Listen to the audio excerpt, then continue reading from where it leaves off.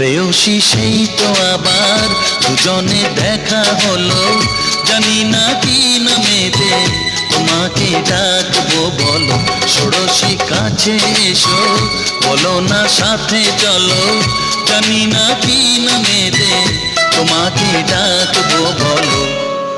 চোখের তারায় কি জাদু, মুখের হাসি কি মধু, এমন আগুন আগে তো দেখিনি।